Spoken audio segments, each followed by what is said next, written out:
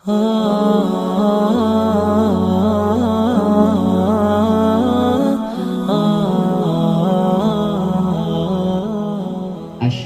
an la ilaha illallah wa asyhadu anna Muhammadan abduhu wa rasuluh.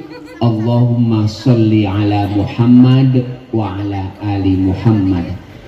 Qala Allah ta'ala fi kitabil aziz wal yakhshal ladzina law taraku min khalfihim dzurriyyatan di'afan khafu 'alaihim falyattaqullaha wal yaqulu qawlan sadida. Shadaqallahul azim.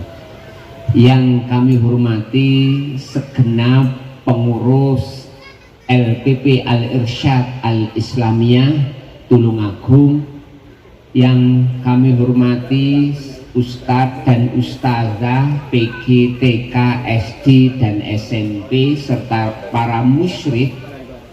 Alhamdulillah hari ini untuk pertama kali saya hadir di Al-Irsyad Al-Islamiyah Tulungagung. Alhamdulillah. Saya masuk lingkungan ini pada jam 6 pagi tadi. Itu rasanya adem sekali masuk ke sini, itu hijau, terus juga auranya sangat-sangat positif. Dan Bapak Ibu kesini sebenarnya intinya untuk mendoakan semoga lingkungan ini tambah barokah. Dan Bapak Ibu juga harus mengecas diri kita semuanya masuk ruangan ini, lingkungan ini, karena lingkungan ini insya Allah setiap harinya putra-putra kita semuanya mereka menghafal Al-Quran. Ada yang mojok-mojok di bawah pohon ke sana dan lain sebagainya, dan itu saya kira tambah membuat barokah lingkungan ini. Langsung aja Bapak Ibu ya, kita bicara tentang generasi Z. Apa sih Gen Z itu? Menurut teori yang disampaikan oleh Bapak Renat Kasali, Gen Z itu adalah generasi yang dilahirkan di mulai tahun 95. Saya 69. Generasi apa itu? Kalau saya katanya generasi Bobby Bomer, terlalu banyak anak pada waktu itu ya, 69. Lah sekarang Gen Z, berarti putra putri kita insya Allah termasuk kategori Gen Z. Dan bahkan mungkin ada ibu-ibu yang Gen Z juga loh ya, 27 tahun. Ada yang 27 tahun di sini? Ada ya, berarti termasuk Gen Z. Sebelum kita bicara bagaimana berkomunikasi dengan generasi ini, ayo sedikit demi sedikit kita mengenal karakteristiknya. Oke, yang pertama Bapak Ibu, generasi kita ini, anak-anak kita sangat familiar gadget, baik handphone maupun laptop. Oke, ini lah, sebagai orang tua apa yang harus kita sikapi terhadap mereka tentang familiar gadget ini? Pertama, putra putri Bapak Ibu yang di PGTK gak perlu banyak-banyak mengenal gadget. Jelas? Mau teori apapun anak TK playgroup, yang penting bolangnya bukan gadgetnya. Kenapa? Karena anak-anak di usia ini yang dibutuhkan satu, motoriknya harus tuntas. Naik pohon, gandulan, main air, main pasir, main tanah, itu yang dibutuhkan. Sementara main gadget nggak butuh-butuh amat. Masalahnya orang tua sekarang ini mengasuh anaknya supaya nggak rewel dengan gadget. Itu masalah. Saya minggu depan diminta untuk TK Litma ngisi tentang speech delay. Jadi banyak anak-anak TK playgroup sekarang ini mengalami keterlambatan berbicara, apalagi di setelah masa pandemi. Kenapa? Karena orang tuanya mengasuhnya dengan gadget, dan selama mereka dengan gadget maka tidak ada interaksi antara anak dan orang tua. Ngomong aja ini. Dulu di Romania pada masa Perang Dunia Kedua, kan bagian dari Uni Soviet toh, ada pengumuman dari negara, silakan produksi anak sebanyak-banyaknya, negara yang akan memelihara. Begitu orang Romania. Karena apa? Karena anak-anak ini nanti dijadikan pasukan apa? Perang. Apa yang terjadi? Akhirnya anak-anak itu diasuh oleh negara, di mana dalam satu kelompok itu ada 40 anak, pengasuhnya hanya 2. Apa yang terjadi pada anak-anak ini? Yang terjadi pada anak-anak ini, 2 pengasuh itu hanya memastikan badan dan tubuh anak-anak itu sehat, dikasih makan, tetapi jarang ada interaksi dan stimulasi. Uni Soviet runtuh, Romania juga runtuh, maka banyak yang namanya pasukan perang datang situ dan menemui anak-anak di usia 10-12 tahun. Banyak anak-anak idiot di Romania. Kenapa masalahnya? Anak ini badannya bagus, fisiknya bagus, tapi idiot karena kurangnya stimulasi, kurangnya interaksi. Ada dokter spesialis bedah saraf, bapaknya, ibunya spesialis anak, sibuk. Dititipkanlah bayinya ke pengasuhan, satu pengasuh khusus, dan pengasuh ini setiap hari main gadget, dan anaknya juga di gadget. Anaknya goblok walaupun orang tuanya dokter spesialis. Ingat Bapak Ibu, jangan sampai anak-anak playgroup dan TK kita mereka diasuh oleh gadget yang miskin stimulasi, gara-gara yang mengasuh siapa? Gadget. Clear Bapak Ibu? Saya mengingatkan ini supaya apa? Lek wis kadung SD atau SMP kok anaknya sulit berinteraksi, itu membenainya rumit, nggak bisa diulang lagi proses itu. Maka saya mohon bahwa jangan pernah asuh anak-anak kita di usia balita dengan pengasuhan gadget, miskin stimulasi, dan membuat anak kita nggak pintar. Clear Bapak Ibu ya? Lalu bagaimana anak kita SD terhadap gadget ini? Saya berharap anak-anak kita SD itu belum punya handphone secara mandiri. Jika mereka menggunakan handphone, statusnya pinjam dari orang tuanya.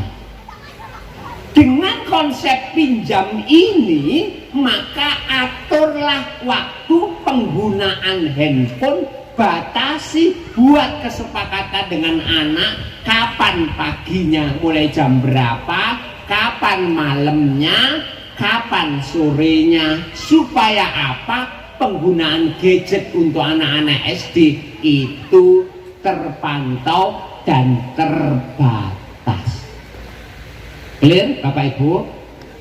Ya, ojo sampai kita itu merasa bangga anaknya punya gadget.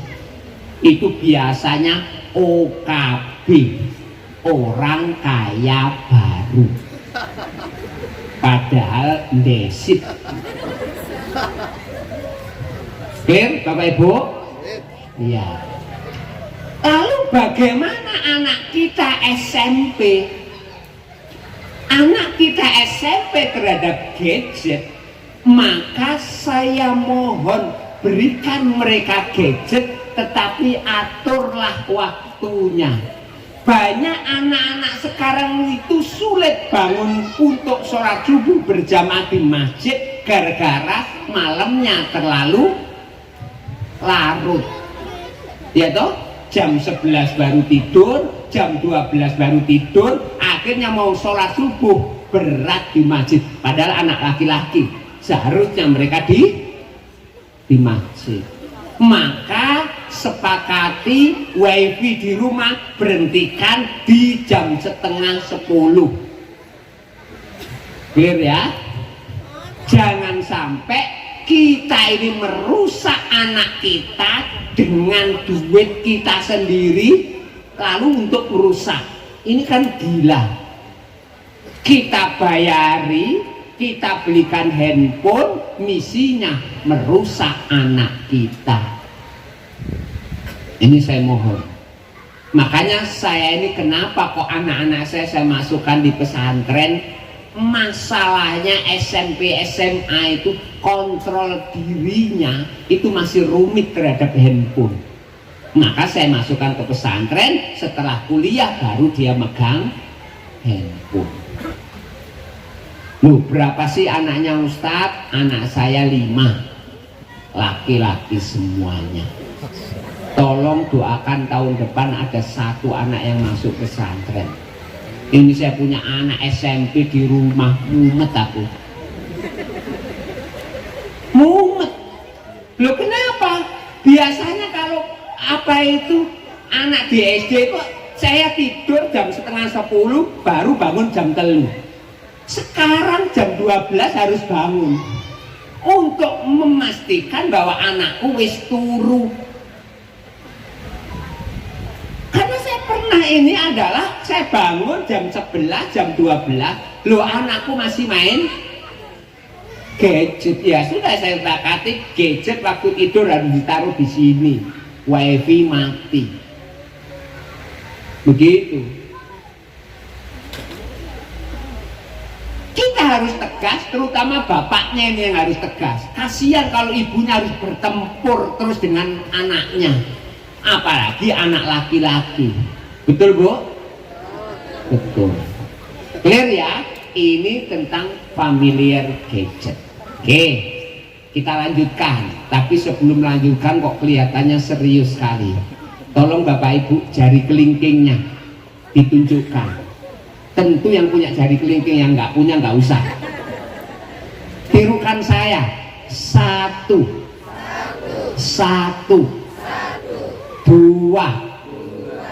Tolong disamakan dengan jari saya.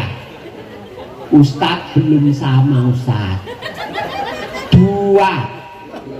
Ono sing cek ngene gak kroso salah bisa. Yes, mulai lagi. 2, 3. Nah, ini mudah metal gitu ya. 4, 5. Yang kiri 1, 2, 3, 4, 5. Oke, terima kasih. Pertama ini ya Bu ya, bagaimana penyikapan. Yang nomor 2, kita bicara bahwa anak-anak kita itu lebih cerdas. Saya berharap jangan sering-sering debat kusir sama anak kita. Kenapa? Karena kalau kita sering debat kusir, yang terjadi kita kalah debat. Betul? Akhirnya kita sering menggunakan senjata pamungkas.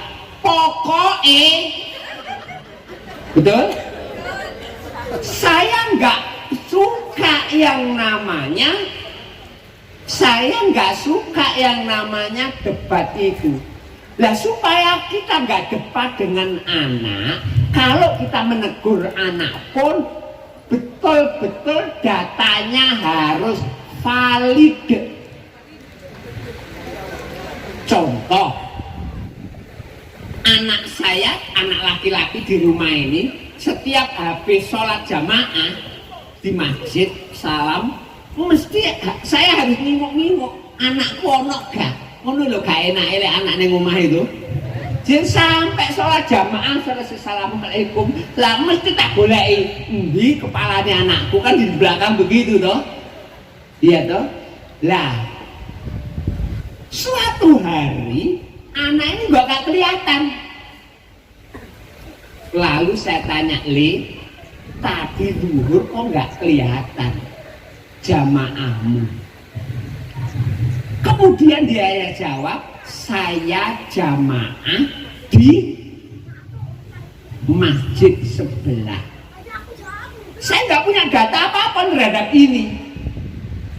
Maka daripada debat kusir, saya bilang aja, saya ini khawatir kalau kamu nggak sholat jamaah, padahal kamu laki-laki. Hanya itu saja. Saya nggak pengen masuk di debat kusir, bener toh kamu? Apa tandanya kamu di ini? Itu akan membuat suasana debat kusir. Kecuali real bahwa dia itu tidak sholat jamaah. Ada bukti. Saya mau ngomong kamu ini. Dan dia nggak mengelak. Clear ya Bapak Ibu? Saya mohon kita ini. Yang ketiga, anak kita lebih open mind. Sebenarnya kataku mereka lebih terbuka. Jadi anak-anak kita itu lebih terbuka asal orang tuanya mampu membuka mereka. Nanti kita akan bahas bagaimana komunikasi. Clear ya? Yang ketiga, lebih toleran. Ini bisa positif, bisa negatif. Maksudnya apa? Mereka tidak akan pernah mau menolak atau bisa menolak ketika diajak temennya untuk melakukan apa saja, baik positif maupun negatif. Gak iso nolak. Paling pol yang paling bagus ya sudah, oke, saya tak ada kegiatan di rumah, padahal sebenarnya nolak karena tolerannya mereka begitu. Padahal jelas-jelas anak ini diajak maksiat sama temennya. Aku di rumah saja, itu bagian yang paling baik dari anak kita. Atau mereka ikut tapi nggak ikut melakukan, itu yang paling ini. Yang paling jelek adalah anak-anak yang ikut teman-teman gara-gara mereka itu tidak nyaman kalau tidak. Itu sikap toleran anak-anak sekarang, dan tentu ini negatif. Lalu bagaimana kita menghadapi ini? Begini Bapak Ibu, ketika kita punya anak, lalu anak kita sering kita manja, sering dilayani, kemudian selalu tidak dimandiri, maka biasanya anak ini di SMP itu mudah terpengaruh sama temannya. Ingat ya, jadi anak-anak yang terlalu dimanja, apapun yang diminta dikasih, maka biasanya mereka mudah dipengaruhi. Tetapi sebaliknya anak-anak yang mandiri, tidak dimanja, di rumah punya yang namanya ya aktivitas yang dia bisa menentukan dan orang tuanya memberi peluang untuk aktivitas itu, maka biasanya di sekolahnya justru dia yang mempengaruhi temannya. Kalau saya sih pengennya anak kita yang mempengaruhi, bukan yang dipengaruhi, karena dia menjadi tipe seorang pemimpin. Clear ya? Selanjutnya di situ ada tulisan yang nggak jelas, egaliter fleksibel, sebenarnya sama ya dengan open mind, toleran itu. Tapi yang saya tekankan di sini, mereka itu terbiasa budaya instan. Dan mengapa budaya instan? Karena orang tuanya memang membiasakan itu.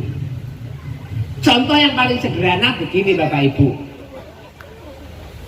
Setiap permintaan anak selalu dituruti dengan mudah tanpa syarat, itu biasanya membuat anak budaya instan. Saya punya anak. Anak saya SMP kelas 2 dari pondok liburan. Baru libur 1 hari, saya duduk di sofa, tiba-tiba anak saya datang. Langsung meraih kaki saya, mijeti. Batinku kok soleh menanakku. Lah, setelah mijeti, tahu-tahu ada udang di balik rempeyek. Apa itu? Di liburan ini boleh ya saya pakai sepeda motor. Satu sisi aturannya nggak boleh, satu sisi habis mijeti jarang pulang ke rumah, tentu rasa sayang ini begitu kuat. Akhirnya saya pilih yang pertama. Mohon maaf Le, sesuai dengan aturan seperti masmu, baru boleh ketika kamu sudah SMA kelas 1, berarti 2 tahun lagi. Cik suwi ya konco-koncomu, konco-koncoku semuanya lo pakai sepeda, itu konco-koncomu, kamu beda. Ya sudah. Dan itu dari kecil saya biasakan basisnya memberi dan menolak, itu basisnya adakah syariat atau aturan yang dilanggar dari permintaan itu. Kalau ada syariat atau aturan yang dilanggar, tidak. Kalau tidak ada, ikuti syarat yang kedua. Itu hal yang betul-betul penting. Sampai sekarang itu saya punya sepeda motor, di rumah itu jelek, mereknya Mio, nggak ada suratnya, dan itu khusus untuk anak SMA supaya nggak keluar ke jalan raya. Ya, jadinya hanya motor di perumahan ya 1 kilo lah, dan ngobrokan. Itu penting yang ketiga ini. Dan itu tidak saya ini ya sengaja. Untuk apa? Yo ben belajaran anak saya, dan itu udah sering ditubruknya anak itu, sering Mio itu. Akhirnya servis lagi, bobrok lagi, servis. Jadinya begitu. Supaya apa? Supaya anak merasakan bahwa semua aturannya. Itu yang pertama. Yang kedua, ketika memberi anak, ikuti dengan kebutuhan. Wes butuh nggak anakku? Itu penting itu. Contoh anak TK minta handphone dikasih, giopo? Nggak ada kebutuhannya. Nggak ada kebutuhannya. Saya bilang, sudah secukupnya. Mau kaya apapun sebenarnya konsep itu jalan. Justru semakin kaya, maka buat anak kita serba kekurangan. Gitu. Anak saya masukkan di SD Al-Hikmah Surabaya. Mahal itu Pak Umar ya. Larang. Tapi lihat sepatunya, paling jelek di antara teman-teman. Lihat tasnya, paling jelek di antara teman-teman. Ya karena memang nggak kuat beli tas Habib. Tas temen apa itu, sepatu temenku itu loh, itu harganya 1,2 ke 1,5. Kok aku kok api jatah 250 itu lebih piye? Loh, api kan jatah, urusan kamu beli 500 monggo, tapi 250-nya dari duit kamu sendiri. Api jatahnya maksimal 250. Wis fix ini ya. Dan mereka biasanya memang beli 450. Loh, dari mana uang 100-200-nya? Dia anak-anak sekarang kaya-kaya, Bu. Betul? Dari neneknya, dari buliknya, pokoknya sawerannya banyak.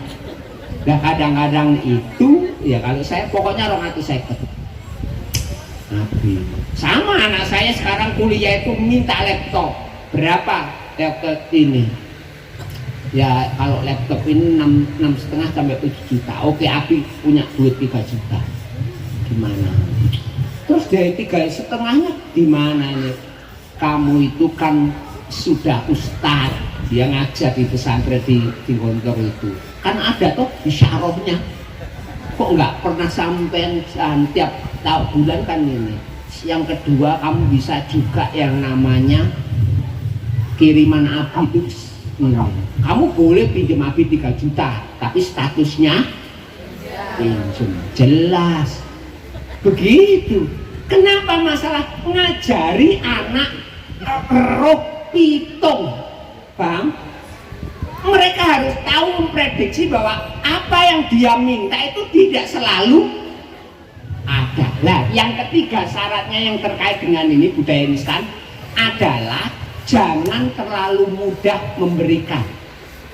Harus ada syarat atau ditunggu dulu. Suatu hari anak saya kelas 3 SD, Bi, sepatuku mulai jebol nih, tak delok. Iya le, jebol ya. Terus belikan yo Bi, insya Allah, tapi 15 hari lagi. Loh, terus 15 dino jebolnya gimana Bi? Tolong ambilkan linci di lacinya Abi. Dia ngambil, tahu talim, setak petek. Habis itu, 15 dino tahanan. Makanya kan dia nunggu 10 hari kemudian datang, Bi, mulai mengkap lagi, Bi. Tak bilang ambil linci lagi 5 hari. 5 hari. Anak ini menunggu. Dan proses menunggu itu baik. Menghindari budaya instan. Maka tolong Bapak Ibu, ketika anak kita minta sesuatu, nggak boleh semuanya sakdet saknyet. Ajari nunggu, karena menunggu itu termasuk mengajari anak mengontrol keinginannya, mengontrol emosinya, kontrol dirinya baik. Tolong suruh nunggu. Memang selama 5 hari menunggu ada perjuangan dari anak untuk melakukan tekanan kepada mamanya, betul? Tetapi tekanan itu kalau mamanya cukup sabar dan kekeh terhadap keputusan, maka itu mendidik anak-anak kita nanti ketika dewasa. Dia membangun lembaga dakwah, dia berjuang untuk bisnisnya, dia sabar melewati setiap proses. Nggak koyo arek-arek sekarang pengen ngandang cepet, lihat YouTuber kok gajinya begini-begini. Anak-anak itu nggak pernah melihat bahwa prosesnya YouTuber pun itu sudah dari 7 tahun 8 tahun yang lalu baru sing didelok saiki. Aku saya tanya, apa sih cita-citamu? Banyak yang mulai jadi YouTuber. Pengennya seperti kayak Atta Halilintar, Ria Ricis, apalagi yang itu sudah sukses itu. Padahal mereka nggak pernah bagaimana orang-orangnya dari kecil berjuang.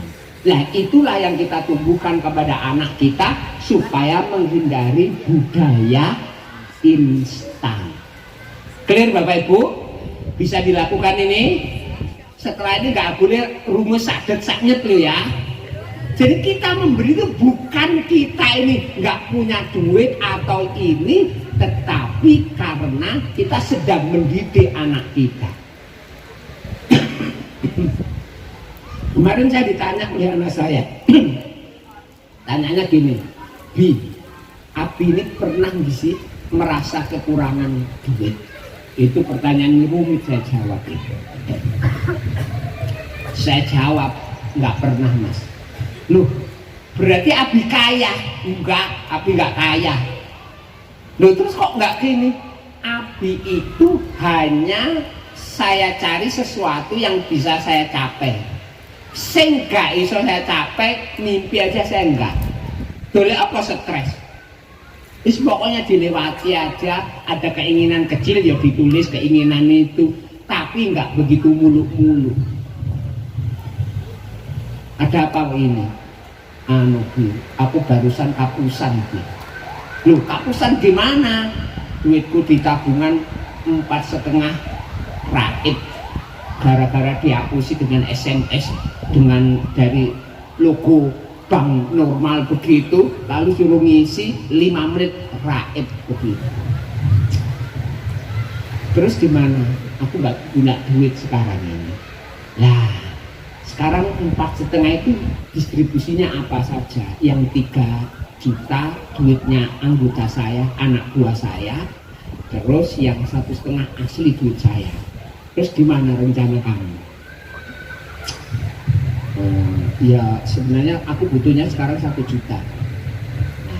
Ya saya tanya statusnya gimana? Bu, Abi transfer ini. Ada 2, satu aku pinjem, yang kedua adalah aku kasih kerjaan. Nah, yang keduanya aku yang senang. Oke, tak transfer dulu, kerjaannya menyusul. Baru saya mikir, mau anak semester 7 enak menjaluk duit tanpa ini. Loh terus gimana ini? Lah urusan bahwa nanti di tengah perjalanan, oke yang kurang ini tak kasihkan kamu. Tapi pertama dia harus mikir bahwa 1 juta itu tidak gratisan dari abinya. Hidup itu harus diperjuangkan. Betul Bapak Ibu? Dan itu harus dibilang kepada anak kita. Urusan nanti dia sudah ini 500, 600 sudah melakukan kerjaan, lalu 400 mas, yang 400 impas, sodakonya itu urusan sayang kita. Jangan awal-awal ya wes 1 juta nggak usah, mereka gak duit. Nah itu membuat anak nggak berjuang budaya instan. Yang terakhir manja dan lemah anak-anak. Rena Kasari, Pak Rena kan mengatakan begini, anak generasi Z itu seperti stroberi, indah, cantik, tetapi begitu rapuh. Betul Bun? Maka saya mohon bantu anak-anak kita mandiri. Kalau kita punya anak TK, mulai ajari yaitu makan sendiri. Itu pelajaran TKB, kalau bisa makan sendiri. Loh ini anak SD kok masih sering disuapin, hanya gara-gara orang tuanya takut anaknya terlambat ke sekolah. Loh kalau saya terlambat yo ben telepon wakil kesiswaannya, Ustadz anakku terlambat, tolong nanti kalau terlambat sampai sekolah kasih sanksi yang sip. Begitu sehingga Ustadz itu memberi kasih sanksi itu los dia. Loh arek-arek sekarang ya tanya terlambat, iya, terus diapakan? Enggak diapa-apakan, suruh masuk saja. Akhirnya anak nggak belajar. Oh akibat santai-santai nggak segera mandi, nggak makanya cepet itu adalah sanksi. Nggak ada begitu hukum sebab akibat itu. Kenapa? Karena gurunya juga takut memberi sanksi. Kalau saya justru, Ustadz anakku terlambat, tolong jangan lepas sanksinya. Saya percaya sanksi antum bagus untuk anak. Pulang-pulang gimana terlambatnya? Bibi, aku tadi loh harus yang namanya menghafal, tapi menghafalnya itu duduk di panas, di bawah panas. Berapa lama? Ya sebenarnya nggak lama, cuma nggak enak, malu sama temen-temennya. Terus gimana? Besok mau lagi kapok-kapok. Lah Itu loh yang kita maksudkan begitu. Jadinya Bapak Ibu, anak kita nggak boleh manja. Karena anak-anak manja di generasi seperti ini dia nggak sukses. Dia nggak sukses. Clear ya? Lah, dari ciri-ciri ini Bapak Ibu, ayo kita masuk bagaimana cara berkomunikasi dengan mereka. Saya ingatkan sebuah sabda Rasulullah, mangkana yu'minu billahi wal yaumil akhir falyakul khairan aw liyasmut. Barang siapa yang beriman kepada Allah dan hari akhir, hendaklah ngomong apik, lek gak iso ngomong apik, menengok. Saya tanya Bapak Ibu, lebih sulit berbicara baik atau lebih sulit menang, Bapak Ibu? Menang, bener. Maksudnya begini, contoh lah, kita punya anak, anggap aja lah anak saya kelas 3 SMP. Kok tiba-tiba pinjam sepeda motor ya, sebentar aja sebentar. Kita nggak sempat ngomong, dia anak sudah keluar sepeda motor. Wis, setengah jam kemudian dia pulang, kemudian nuntun sepeda motornya, dari kakinya itu kelihatan dia gigit-gigit. Oh, kecelakaan. Biasanya kalau melihat begini, mamanya itu langsung membantu atau justru ngabruk anak ini. Lah, itu loh Bapak Ibu. Seharusnya ya sudah turun dulu, ada apa sih, dibantu, kemudian suruh ini dilihat. Lah, ngabruknya nanti aja. Karena menahan diri untuk begitu itu sulit. Saya rasakan sendiri sebagai orang tua, apalagi kalau yang namanya kita menghadapi anak-anak remaja sekarang. Lah, yang pertama, hindari berteriak. Tolong Bapak Ibu, kita menghadapi generasi Z sekarang ini, kurangi teriakannya. Anak kita lihat handphone, azan sudah berkumandang. Biasanya kita ngomongnya, Le, waktunya sholat lo, azan sudah berkumandang. Biasa jawabannya anak gimana? Sekto, begitu toh? Kita tunggu 5 menit. Lah, setelah 5 menit kita ulang lagi, Le, sebentar lagi komat lo, jawabannya sekto. Kita tunggu 5 menit lagi, belum beranjak. Yang ketiga biasanya suara naik atau turun? Le, begitu toh? Dan anak akhirnya meloncat ke kamar mandi ambil air wudhu. Pertanyaannya, anak itu ke kamar mandi segera ambil air wudhu itu karena sadar waktunya sholat atau karena takut auman harimau? Takut auman harimau.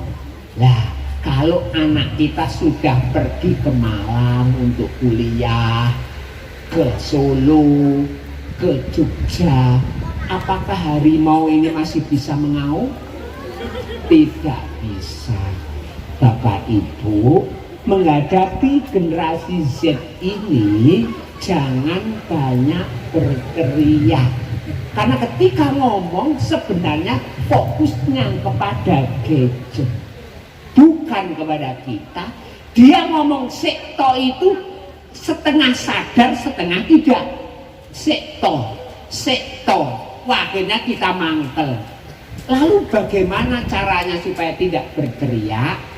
Pada peringatan yang ketiga datangi, mohon maaf yole, handphonenya mama simpen, setelah sholat ambil lagi.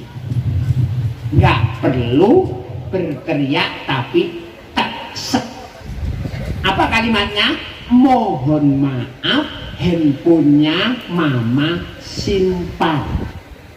Clear ya? Nah, untuk uji coba pertama ini kalau bisa di dekat ibunya ada bapaknya. Biar ketika ibunya ngambil, dia mau protes, bapaknya cukup gerem. Tok. Clear ya? Kalau sudah 2-3 kali itu menjadi pola, oh mamaku tuh kalau sudah diingatkan 2 kali, ketika langsung diambil, mereka sudah tidak protes lagi. Clear? Untuk pertama ini bisa dilakukan Bapak Ibu. Jangan berteriak, hindari ngomong macem-macem, langsung mohon maaf, handphonenya saya simpan, setelah sholat boleh kamu ambil lagi. Clear ya Bapak Ibu untuk yang pertama ini. Oke. Kenapa di dalam surat Al-Hujurat Allah berfirman innalladzina yaghudduna aswatahum 'inda rasulillahi ulaikal ladzina imtahanallahu qulubahum littaqwa. Mereka yang merendahkan suaranya di hadapan Rasulullah, mereka yang sudah diuji hati mereka dengan ketakwaan. Artinya kalau kita biasakan di rumah nggak banyak berteriak, anak kita itu hatinya lebih halus. Lek sering diteriaki, anak kita jadi dablek. Paham dablek? Ya. Oke, itu yang pertama. Ini yang anak sampingnya langsung menasihat, oh mama sering berteriak ya. Ya. Oke, setelah ini tidak. Oke. Yang kedua Bapak Ibu, anak-anak generasi Z tadi open mind, pinter ngomong toh, maka cara menaklukkan anak-anak generasi Z itu bukan kita malah banyak ngomong, tetapi justru kita lebih banyak mendengar. Saya ulang lagi, menghadapi anak-anak generasi Z, maka tolong belajarlah mendengar.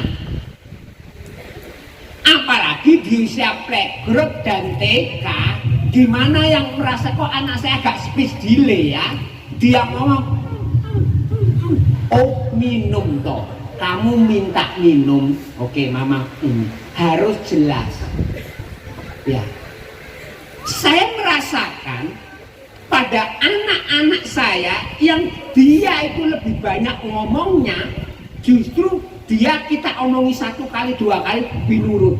Timbangannya anak-anak yang nggak banyak ngomong, saya yang banyak ngomong, itu dia sulit turutnya. Maka saya mohon, ayo ibu-ibu lebih banyak mendengar. Ma, ini anak kelas 6 SD putri. Aku tuh loh Ma, kalau berpapasan sama Faisal Ma, kok hatiku makser gitu sih Ma. Begitu toh. Lalu mamanya langsung, arek kelas 6 SD kok makser-makser.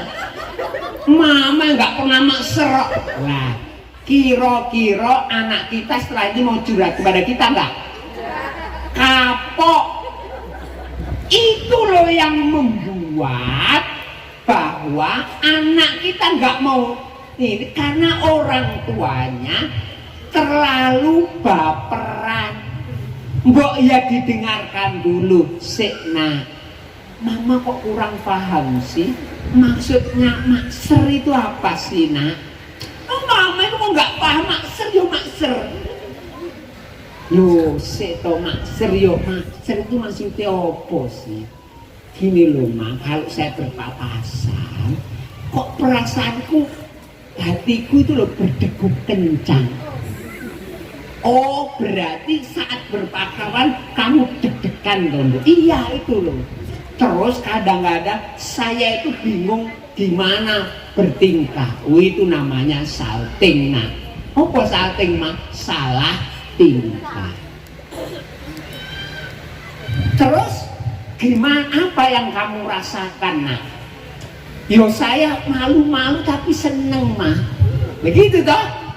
Malu-malu tapi seneng. Oh, malu-malu tapi seneng. Mbak, mama yang paling suka ada kalimat kamu tadi loh, malu-malu. Ingat loh Mbak, perasaan malu itu perasaan yang menunjukkan bahwa imanmu masih kuat. Lah yang kedua itu ya rodok dihindarkan, malu-malu tapi senengnya itu ini. Pertahankan malu-malu. Kenapa? Karena seorang wanita yang masih punya malu seperti kamu, itu tandanya imanmu masih kuat. Coba kamu lihat di TikTok itu, wanita-wanita yang nggak punya apa itu, malu walaupun pakai apa ini, jilbab itu keimanannya tipis. Kan enak kalau ngomong begitu nasihatnya. Berangkat dari apa yang kita hargai dari anak, kalimat rasa malu-malu itu tandanya imanmu masih kuat. Dan mama seneng kalau kamu masih malu, kamu pertahankan. Nggak seperti di TikTok, wanita-wanita berjilbab tapi nggak ada rasa malu. Enak tau ngomongnya begitu? Nggak langsung makser. Arek cilik kok makser. Kurang aku nih. Mama gak setuju itu. Yang namanya makser itu kan perasaan tidak bisa diprogram sih. Kita ambil titik yang ini dan itu mendengar yang baik. Maka salah satu ciri mendengar yang baik adalah apa yang diomongkan anak, poinnya ulangi, lalu jadikan pertanyaan lagi. Ini terutama ustazah-ustazah ini penting nih. Saya supervisi di sebuah sekolah di Malang. Bu gurunya kelas 5 SD ini itu cerita tentang penggembala yang menggembalakan ternaknya, lalu dia punya ide untuk membohongi penduduk dengan berteriak-teriak apa itu? Serigala. 3 kali bohong terus, penduduknya kan nangkal loh. Hari keempat serigalanya betul-betul datang. Lalu dia berteriak, ada nggak penduduk yang tidak percaya lagi? Lah, bu guru ini kemudian nanya anak-anak semuanya, dari cerita yang bu guru ceritakan, apa yang kalian rasakan? Begitu pertanyaan bu guru. Ada seorang anak angkat tangan, bu, saya bu. Oh ya, silakan nak. Gimana perasaan kamu? Saya puas bu. Semua temannya ketawa dengan jawaban ini. Hanya yang nggak ketawa satu, bu gurunya. Apa yang dia lakukan? Nah, kok bu guru tertarik ya dengan kalimat kamu puas? Apa yang kamu maksudkan dengan puas itu? Mengulang toh, bu guru kok tertarik dengan kalimat puas? Apa yang kamu maksudkan? Dan anak ini menjawab, saya puas bu, bahwa penggembala yang sudah berbohong itu mendapatkan karmanya. Anak kelas 5 SD loh, udah mikir begitu loh. Lalu dia, oh penggembala itu mendapatkan karma. Apa yang kamu maksudkan karma di sini nak? Lalu dia jawab, ya dia mendapat akibat yang jelek bu. Coba kalau dia nggak pernah berbohong, maka dombanya nggak pernah dimakan. Gara-gara ibu ini sabar mendengarkan, mengulangi, maka ibu guru ini mendapatkan jawaban yang mantap dari siapa? Dari muridnya. Dan itulah yang dilakukan oleh orang tua, nggak langsung ngabruk, nggak langsung baperan. Lihat ya Bapak Ibu, karena kita yakin bahwa sebenarnya kalau seorang anak sudah berani curhat kepada kita, saya yakin mereka itu maju mundur loh, mau curhat. Aku cerita ketemu Faisal, makser itu gimana ya mamaku? Tiba-tiba mamanya kok ngabruk, selesai. Sudah. Dan ketika anak tidak nyaman curhat kepada orang tuanya, maka bersiap-siaplah mereka curhat kepada temennya. Dan ketika curhat kepada temennya, maka didengarkan temennya, maka anak kita sebenarnya sudah dikuasai oleh siapa? Temennya. Kenapa? Karena dia merasa temennya lebih mendengarkan daripada mamanya. Clear Bapak Ibu? Itu yang nomor 2, mendengar. Saya mohon itu. Yang ketiga Bapak Ibu, lah saya tanya, berapa jumlah jari tangan saya Bapak Ibu? Nah, pertanyaan selanjutnya, berapa jumlah jari dari 12 tangan? 120. Saya ulang lagi, enggak, saya ganti loh pertanyaannya. Berapa jumlah jari dari 12 tangan? 60 atau 120? Loh, tadi yang jawaban 120. Sing bener 60 atau 120? 60. Bapak Ibu, tadi jawaban pertama kan mayoritas 120, betul? Jawaban 120 itu jawaban spontan, nggak mikir, reaktif, sumbu pendek. Ya toh? Tapi ketika saya tanya, saya nggak ganti pertanyaan loh, berapa jumlah jari tangan dari 12 tangan? Mikir loh, rolas kali 5 swidak. Itu namanya jawaban mikir, namanya responsif. Lah saya tanya kepada Bapak Ibu semuanya, di dalam menghadapi anak-anak kita lebih sering reaktif atau responsif? Lah itu loh masalahnya. Jadi menghadapi anak-anak yang Gen Z ini, tolong dipikir dulu sikap kita. Kalau nggak dipikir, kita akan didebat dan kita akan kalah. Saya mohon itu. Contoh real lah, kita ini barusan membuatkan susu anak kita 1 gelas. Anak kita di lantai.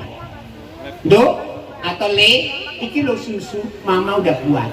Hati-hati yo, kesampar kakimu.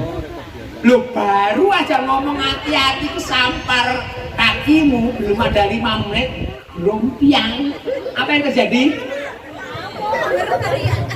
Nah, biasanya kita reaksi atau responsif? Reaksi. Maka saya mohon, tumpah tonak, kan begitu. Bio mau mohon maaf, ayo dibersihkan. Ngono loh. Ya Allah, mama kan sudah ingatkan, hati-hati, urung 5 menit.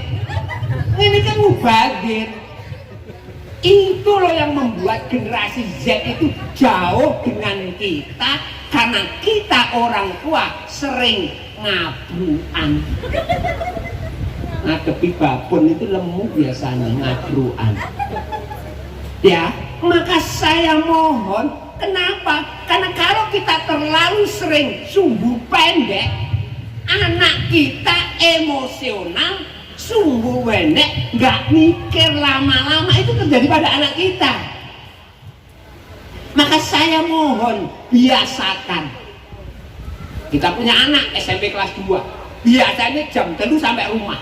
Loh, jam 5 kita tunggu belum sampai rumah, jam 5:15 baru datang. Kelihatan capek. Wong tuane 2 jam 1/4 ngempet nunggu, datang anaknya langsung dikabruk. Itu loh yang membuat anak itu. Terus gimana? Ya biarkan masuk dulu, buatkan teh, lalu anak cuci kaki, cuci tangan, kita ngomongin, Dok, tehmu sudah siap. Ngono loh, sambil ngempet. Lalu setelah itu minum. Gimana tehnya? Kurang manis, kurang panas, atau kepanasan? Enak mah, enak. Baru ditanya, mama tadi telepon 3 kali, kok nggak ada jawaban? Boleh begitu, anak tenang, kita pun juga tenang. Saya mohon menghadapi generasi Z itu tenang dulu. Insya Allah mereka sebenarnya lebih open mind jika mereka siap. Ini cerita Bapak Ibu. Saya waktu itu menikah sama istri saya 11 tahun. baru setelah 11 tahun kok kami bisa beli meja makan. Jadi trainer itu nunggu 11 tahun tuku meja makan itu. Lah, meja makannya terbuat dari kaca. Larang, Bu. Lah, kami makan, anak saya baru 3. Loh, ketika makan siang kok yo kakaknya itu usili adiknya. Gimana caranya? Waktu makan adiknya kusuk, tangannya itu lewat belakangnya. Begitu. Adik, ini siapa sih? Kan begitu. Kakaknya diem. Adiknya diem, belum emosi. Lihat adiknya diem itu tangannya masih apa itu? Usil lagi sampai 3 kali ketahuan yang garai siapa? Kakaknya. Adiknya pengen mukul. Begitu.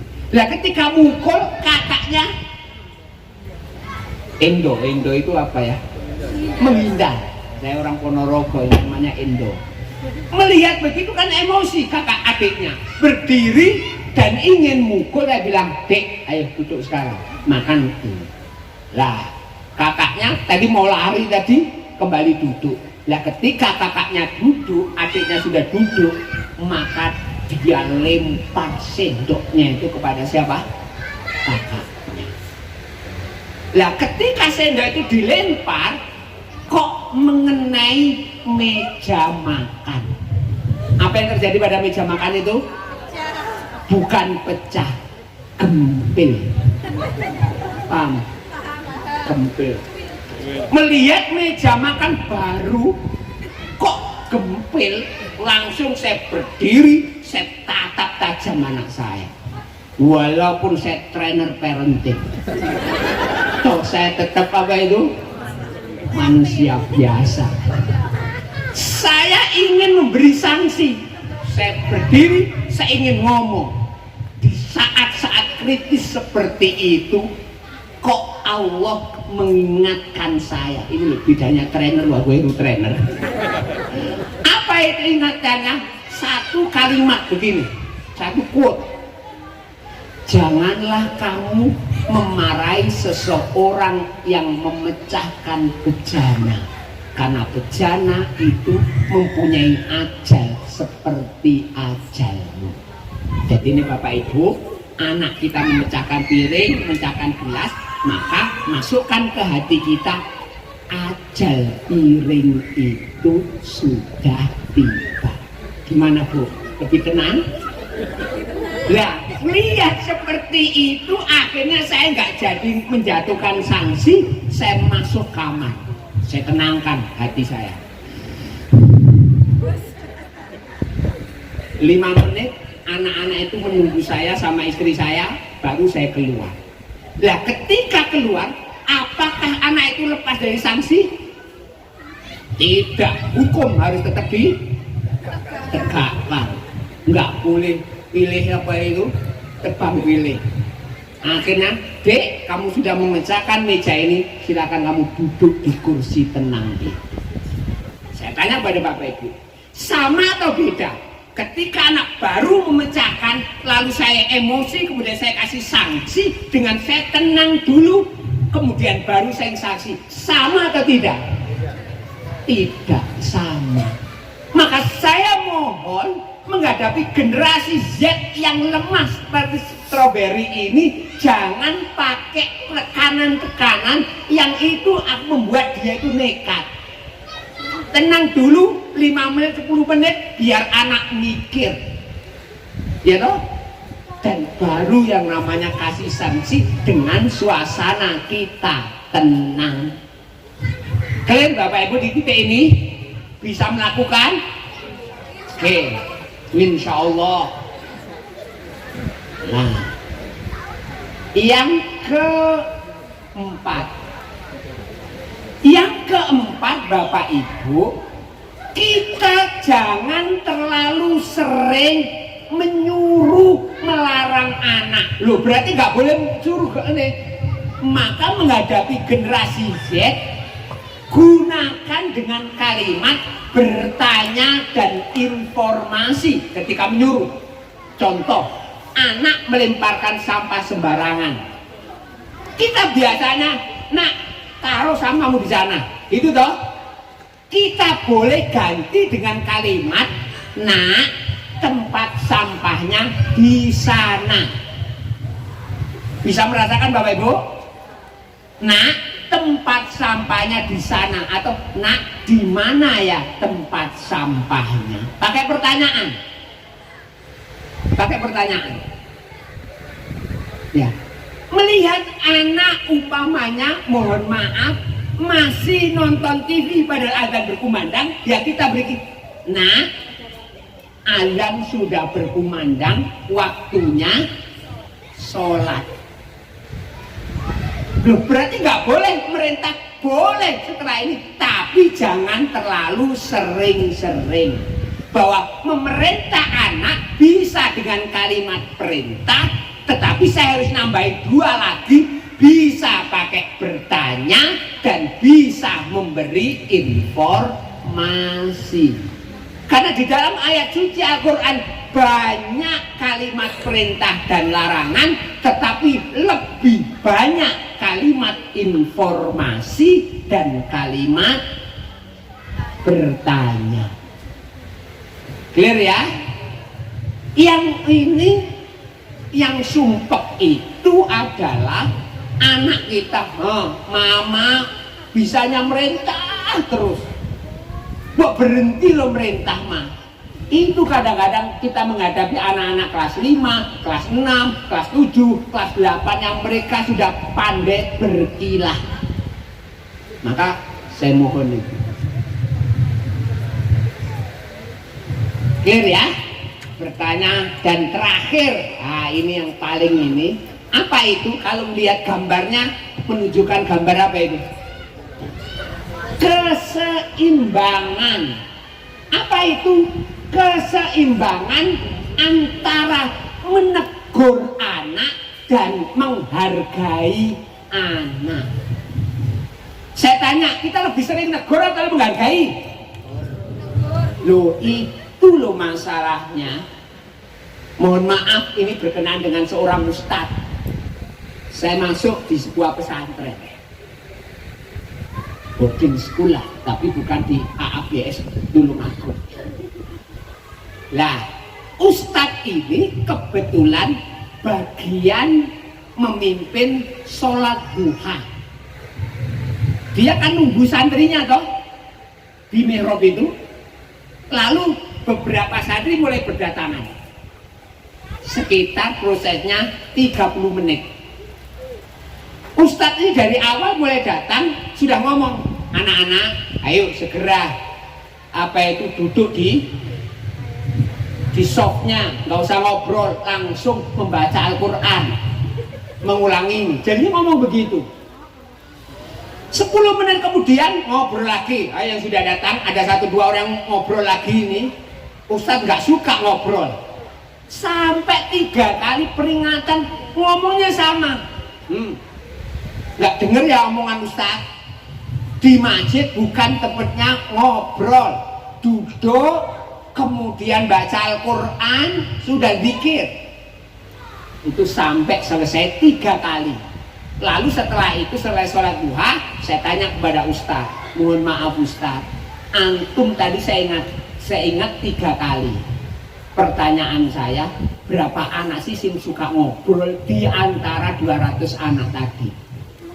Ya banyak Ustaz, di atas 20%.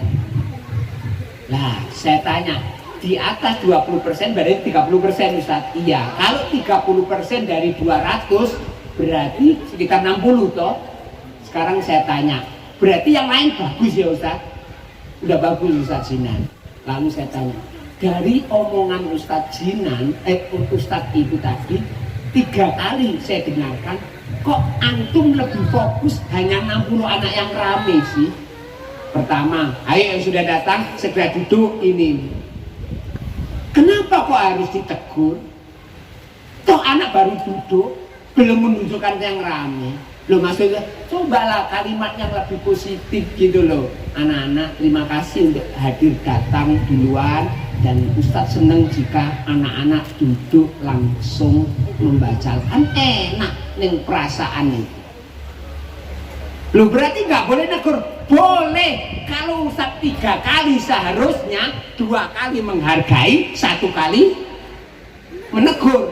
Kalau pengen adil loh. Kenapa? Karena 30% yang rame, 65 atau 70% yang diem. Hargai yang 60% dengan 2 kali, yang rame 1 kali. Jangan 100% ustadznya tugasnya apa itu? Kenapa? Itu membuat anak merasa dirinya itu tidak dihargai dari anak-anak yang rame, yang diem itu. Ini troll ibu-ibu guru ya, ojo sering pinter-pinter apa itu nyeneni, padahal yang diseneni hanya 1-2 anak. Kalau 1-2 anak nyeneni nih 2 kali, menghargainya 6 kali. Clear Ustazah? Ibu-ibu juga nggak mikir ngono dari dihargai sih. Anak naruh handuknya di tempat apa itu? Lah itu penyakitnya. Bukan ngono kok dihargai, tidak. Dengan menghargai itu, maka sebenarnya itu membuat anak mengulang perbuatan baiknya. Makasih ya Mas. Mas sangat membantu Mama hari ini karena menaruh handuknya di jemuran handuk. Kan enak ya kan? Besoknya lagi, makasih ya baju kotornya sudah ditaruh di tempat baju kotor. Baru besoknya ditegur, lah ini celana dalamnya siapa, tempatnya di mana. Boleh begitu. Kenapa? Ketika kita menegur, sementara sebelumnya kita menghargai, maka sebenarnya anak lebih nurut dari kita. Timbangannya negur terus, maka mindset dia, mama itu kalau saya melakukan kesalahan selalu dicari kesalahan, jarang melihat kebaikan diri saya. Clear Bapak Ibu? Berarti 5. Pertama, hindari berteriak. Yang kedua, lebih banyak mendengarkan anak. Yang ketiga adalah gunakan informasi dan pertanyaan untuk menegur anak. Yang keempat, yaitu lebih seimbang antara apa itu? Teguran dan penghargaan. Dan yang terakhir, tolong jangan sumbu pendek, jangan reaktif tetapi responsif. Dengan pola komunikasi ini, insya Allah kita bisa membimbing anak-anak kita di generasi Z ini, mereka lebih mampu menghadapi hidup ini. Setelah ini ada sesi pertanyaan, sesi sharing, kami akan menjawab. Dan saya boleh izin minum dulu. Saya kembalikan lagi kepada Ustadz Fauzi. Assalamualaikum warahmatullahi wabarakatuh.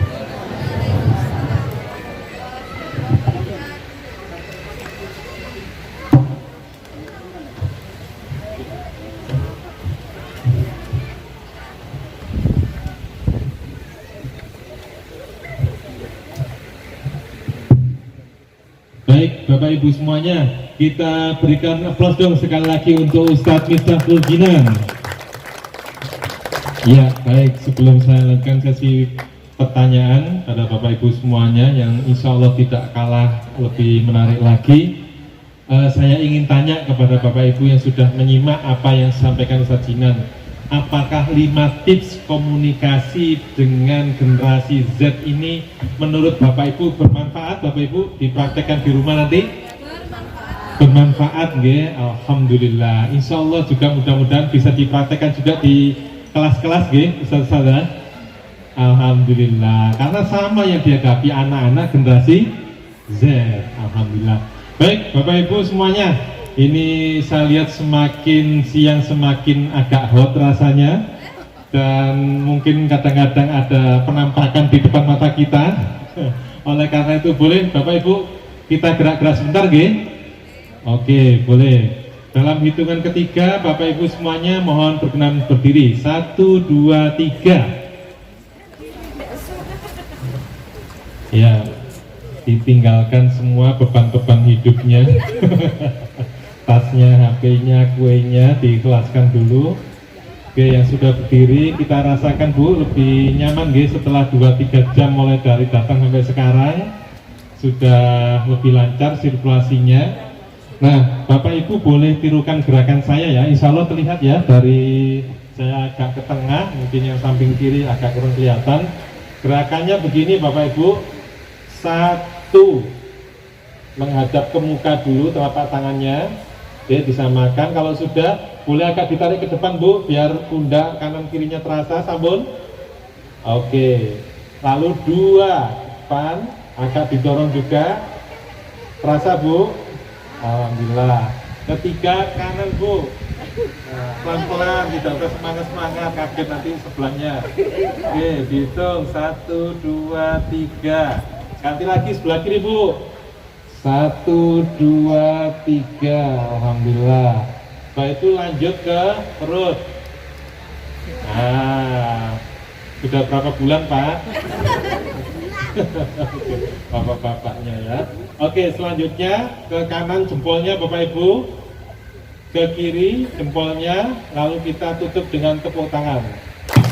Oke, coba biar lebih lancar kita ulangi sekali lagi ya, sambil mengikuti dengan ucapan 1, 2, 3 pergerakannya. Siap Bu? Oke, 1, 2, 3, 4, 5, 6, 7, 8. Oke, berarti berapa gerakan Bu? 8. Ini kalau katanya Ustadz-Ustadzah, guru KB dan TK, anak-anak biasanya bergerak itu lebih semangat kalau gerakannya sambil dengan bernyanyi. Nah, besok hari apa Bapak Ibu? Hari Minggu, berarti biar enak kita nyanyinya hari ini pada hari Minggu. Bisa nggih? Insya Allah kan lulusan TK semuanya kan ini nggih, taman kawa. Oke, kita buat gerakan 8 tadi Bu sambil menyanyikan pada hari Minggu. Oke, 1, 2, 3. Pada hari Minggu ku turut ayah ke kota. Firman istimewa ku duduk di muka. Sambil senyum Bu wajahnya ya, nggak usah dipikirkan tanggalnya. Sedang bekerja mengendari kuda supaya baik jalannya. Tuk tik tak tik tuk tik tak tik tuk tik tak tik tuk. Tuk tik tak tik tuk tik tak, suara satu kuda. Oke, tepuk tangan dong untuk kita semuanya. Alhamdulillah, mudah-mudahan sudah lebih lancar aliran darahnya, lebih segar. Dan kesempatan yang kedua seperti yang disampaikan Ustadz Jinan adalah sesi tanya jawab. Alhamdulillah hadir Bapak Ibu wali murid dari TK, SD, SMP, dan boarding, tentu punya permasalahan yang berbeda sesuai dengan usianya. Alhamdulillah Ustadz Jinan hadir di tengah-tengah kita, mudah-mudahan kesempatan baik Bapak Ibu untuk memanfaatkan bisa konsultasi. Nah, silakan Bapak Ibu kalau ingin ada yang ditanyakan, boleh Ustadz ada yang membantu menyiapkan mic untuk Bapak Ibu bisa menyampaikan pertanyaan dari tempatnya. Boleh siapa yang mengawali, bisa dari Bapak, Ibu, atau bahkan Ustadz-Ustadzah juga boleh yang bisa mudah-mudahan jadi inspirasi. Silakan Bunda, boleh disampaikan nama dan apa langsung yang ingin disampaikan Bunda. Silakan. Baik, terima kasih Ustadz. Assalamualaikum warahmatullahi wabarakatuh. Iya, perkenalkan sebelumnya nama saya Wulan Ustadz. tadi yang sempat tertampar dengan ucapan Ustadz, Masya Allah gitu. Saya wali murid dari kelas 3 Al-Insyirah Mas Rafid gitu Ustadz. Baik Ustadz, terima kasih sebelumnya, Masya Allah materi luar biasa ya, banyak tamparan-tamparan untuk saya pribadi ini khususnya Ustadz. Baik, pertanyaannya seperti ini Ustadz. Benar yang disampaikan Ustadz bahwasannya generasi Z itu memang kehidupan sehari-harinya banyak dengan HP daripada dengan teman, saudara atau mungkin orang tua ya Ustadz. Dan saya termasuk salah satunya orang tua OKB Ustadz, orang tua kaya baru.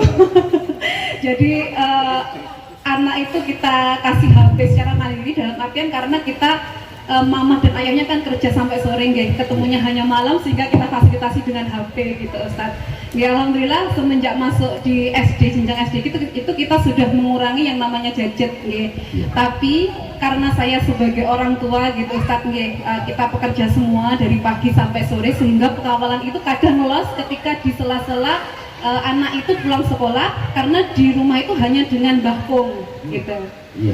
Dan kalau yang namanya bakung itu yang penting anak diam sudah selesai gitu Ustadz. Apalagi kalau anak itu sudah istilahnya apa ya, terpengaruh dengan yang namanya HP itu, kalau untuk menyembuhkan itu memang butuh proses. Yang saya tanyakan di sini yang pertama, proses untuk bisa anak dari mungkin awal kita sedikit demi sedikit ya Tat, karena kalau harus lepas langsung kan tidak mungkin gitu. Yang saya tanyakan bagaimana sih Tat caranya tahap demi tahap itu seperti apa yang bisa kami lakukan gitu Ustadz. Itu yang pertama. Terus kemudian yang kedua, karena anak itu kan jarang ketemu dengan kita sebagai orang tua gitu, karena ketemunya saya pulang baru habis maghrib baru pulang gitu kan, walaupun di sela-sela masih sempat jemput dan semacamnya gitu Ustadz. Tapi secara pengawalan sehari-hari itu kan sama Bakong dan lebih fleksibel di rumah. Nah itu bagaimana Ustadz cara menyelesaikan itu? Mungkin itu Ustadz, terima kasih. Wassalamualaikum warahmatullahi wabarakatuh. Waalaikumsalam. Silakan Ustadz. Ya, terima kasih. Ini sebuah pertanyaan yang bagus. Saya kira fenomena ini tidak hanya dialami oleh Bunda Wina, banyak dari kita yang mengalami proses ini. Apa yang harus kita lakukan? Yang pertama adalah kemauan kita dulu. Kemauan ini tentu bapak ibunya harus punya kesepakatan. Apa sih pentingnya di usia-usia anak SD dan TK itu dikurangi? Itu betul-betul kemauan. Nah, kemauan ini biasanya tumbuh dari rasa kesadaran atau awareness diri kita. Kalau ini tidak dibatasi, dampaknya jangka panjang pada anak kita. Ya kan? Walaupun kita mikir, toh nanti anak nanti juga kehidupannya di gadget. Iya. Tetapi di usia anak TK, SD, semua yang namanya apa itu, semua dasar-dasar skill hidup dia itu ditumbuhkan. Dan ketika anak ini lebih nyaman di SD, skill interaksinya nggak berkembang dengan baik, maka nanti anak kita juga kehidupannya dia lebih nyaman dengan dirinya sendiri, masuk kamar nggak mau berinteraksi dengan keluarga, sama istrinya juga lebih nyaman diem-dieman daripada omongan. Dan itu tentu yang tidak kita harapkan tuh. Jadinya SD dan TK itu seluruh dasar-dasar skill hidup itu harus dibangun di situ. Dari kemampuan motoriknya, interaksinya, membangun perasaan anak dan lain sebagainya, itu ditumbuhkan hanya dengan pola interaksi. Jadi pertama itu dulu, bangun kesadaran sehingga muncul keinginan yang kuat bahwa anak ini harus dibatasi. Clear pada titik itu. Kalau pada titik ini sudah cukup kuat, baru kita mulai. Bunda kan habis maghrib sampai nanti besok jam 7 pagi. Wilayah itulah wilayah dalam otoritas kita bisa mengawasi. Mulai dari titik itu. Bagaimana caranya? Bangun blocking time. Blocking time itu adalah habis maghrib sampai isya nggak ada gadget di rumah kita yang nyala. Itu disepakati Dan itu harus komitmen bapak ibunya sendiri, nggak megang gadget. Paham ya? Itu blocking time harus mikir begitu. Jadinya dari habis maghrib sampai habis isya nggak ada. Baru kemudian berikan waktu mungkin setengah jam habis isya atau apa untuk handphone. Itu adalah pengurangan yang sangat signifikan untuk itu. Dan batasi jam setengah 10 handphone sudah selesai. Itu sudah pengurangan ini. Nah masalahnya anak ibu pulang ke rumah jam berapa dari SD ini? Sampai rumah jam 3. Pembelajaran di sekolah sampai jam 2. Nah jam 2 berarti mungkin dia lebih longgar habis asar. Lah itu boleh didiskusikan sama ini bahwa anak ini boleh megang handphone habis sholat asar. Diomongkan sama kakeknya, disepakati. Clear ya? Berarti dia wilayahnya yang kak ini sekitar 1 jam, 1,5 jam habis asar tok, nggak ada masalah. Asal dia sudah sholat asar dan kemudian dia main handphone. Itu hal yang normal yang harus kita bangun dan harus disepakati. Kakeknya juga harus dijelaskan kenapa habis asar, karena kalau dia belum asar sudah megang handphone untuk sholat asar sulit. Selesaikan dulu ya, dia makan, minum apa dan main-main di rumah, baru habis asar mulai handphone. Sudah ada bayangan Bun? Sampaikan kepada suaminya bahwa bahayanya banyak. Ya, bahayanya banyak. Yang agak sulit itu ketika mengendalikan pas di rumah sama kakek. Kadang kakek itu lebih fleksibel gitu loh Ustaz. Iya, ya. Kayak kasihan. Saya berharap gini, ketika orang tua ada di rumah, maka otoritas pengasuhan jangan diberikan pada kakeknya. Langsung take responsibility kita, langsung ambil tanggung jawab pembasuhan dari kakeknya. Kek terima kasih ya, sekarang saya ini harus begitu. Karena banyak orang tua alasan capek ini, walaupun sampai pulang akhirnya tidur pun sama neneknya, itu merusak anak. Akhirnya anak itu lebih bondingnya bukan kepada mamanya, tapi bondingnya kepada neneknya atau kakeknya. Itu yang, karena tanggung jawab anak bukan pada kakek neneknya loh. Tanggung jawab anak nanti di akhirat siapa? Orang tuanya. Apakah kita serius atau tidak serius? Mungkin doa yang diucapkan anak-anak kita, Allahumma ighfir lana wa liwalidayna, itu mungkin makbul kalau kita sungguh-sungguh. Kalau nggak makbul, nggak. Kalau nggak sungguh-sungguh nggak makbul. Karena kalimatnya kama robbayana sigoro, kama sebagaimana orang tuaku mendidik kami. Kalau orang tua mendidik anaknya hanya 75%, doa itu hanya makbulnya 75%. Kalau orang tuanya mendidik anaknya di bawah 50%, doa itu makbulnya ke orang tuanya hanya di bawah 50%. Jadinya saya mohon sepakati fleksibilitas itu. Saya melihat putranya agak obesitas ya, Bu.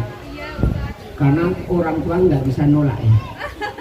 Ya betul. Karena di rumah sama kakek itu apapun yang diminta itu dipenuhi gitu. Nah sekarang mulai anaknya berapa ini Bu? 2. Tolong agak dikurangi itu karena saya lihat sekilas ini. Hah? Nah itu loh Bu. Itu kalau Bunda di titik itu tolong katanya Ustadz Jinan harus dikurangi dan anaknya harus lebih tangguh karena saya lihat kemandiriannya perlu dikebus gitu ya Bun, biar jadi lanang tenan gitu loh Bun. Ya kalian sepakat targetnya 50 kilo lah dari 75 itu kurang. Iya, ya target sampai Desember Januari kurang 50. Ya, sih nggak tahan itu. Iya betul Ustaz. gak kuat nolak. Anak mang bakso ya tukone. Ma ini seblak tukone. Ma. Nah, nggak boleh Bu. Ibu harus tegas bahwa ini memang layak diberikan, ini tidak layak. Insya Allah tumbuhnya akan semakin bagus. Itu ya Bun ya. Oke, terima kasih. Alhamdulillah, dengan satu pertanyaan ini mudah-mudahan jadi tambahan inspirasi juga nih Bapak Ibu yang lain di rumahnya terkait pertanyaan itu. Baik, saya kira semakin mau kesini semakin banyak inspirasi dari Bapak Ibu yang mau tanya. Itu Ustadz, boleh Ibu pakai kerudung biru? Pakai kerudung biru nih. Sambil ditahan dulu Bunda pertanyaannya. Bapak Ibu tadi waktu datang sudah menerima ini semuanya? Oke. Nah, kalau sudah di dalamnya itu Bu ada kertas kecil warna putih. Ada Bu? Boleh dilihat kembali. Boleh Bapak Ibu juga Ustaz-Ustazah. Kalau Ustaz-Ustazahnya belum dapat boleh dibantu dikasih. Insya Allah masih ada lebihnya banyak ya di meja tamu tadi. Nah, kalau sudah Bapak Ibu, kami dan Ustadz Jinan senang sekali mendapatkan masukan dari acara ini dari ibu-ibu, bapak-bapak dan Ustadz-Ustazah semuanya. Ustadz-Ustazah yang belum dapat boleh dibantu dibagikan juga Ustadz. Caranya bagaimana mengisinya? Mohon maaf masih belum jalan.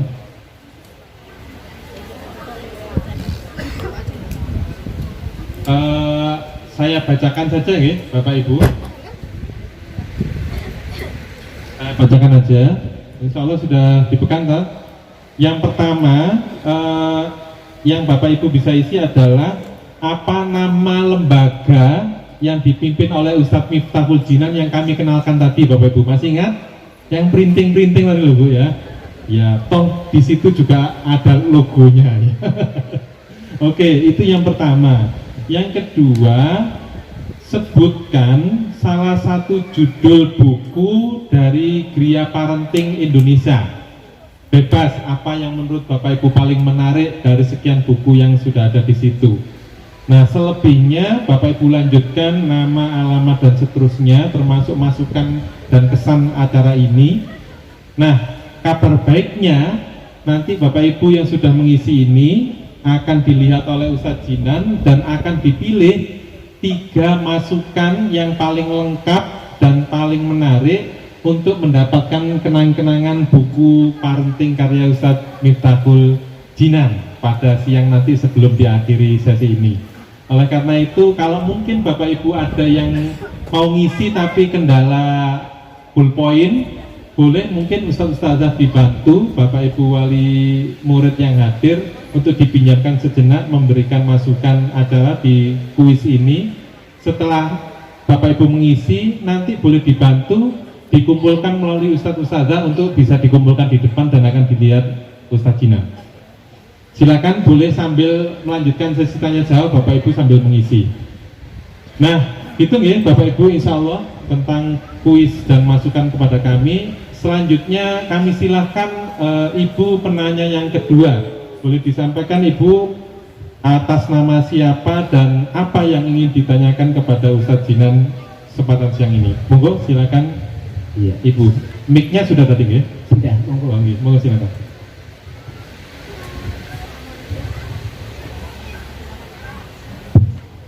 Assalamualaikum warahmatullahi wabarakatuh. Assalamualaikum warahmatullahi wabarakatuh. Ya, nama saya Wiwi. Saya orang tua dari anak di Al-Irsyad yang di Ahmad Yani Barat ya, TK dan SD. Yang ingin saya tanyakan mengenai pola asuh orang tua zaman dulu dan sekarang ya. Dan ini memang tidak bisa dibandingkan ya, karena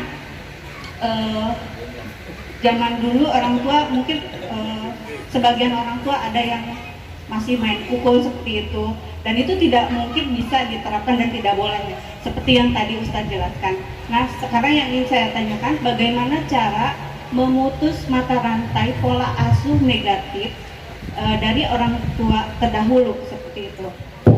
Jadi mungkin ada bagaimana cara mengatasi inner child gitu aja, inner child yang negatif. Terima kasih Ustaz. Assalamualaikum warahmatullahi wabarakatuh. Oke, terima kasih. Ini sebuah pertanyaan bagus sekali. Dan dari pertanyaan ini saya merasakan Bunda Wiwi ini ada awareness yang kuat terhadap dirinya. Wah, harus ada beberapa item yang harus saya putus dari orang tua saya dulu, mungkin nggak sama dengan sekarang ini. Dan saya kira itu sesuatu yang sangat menarik.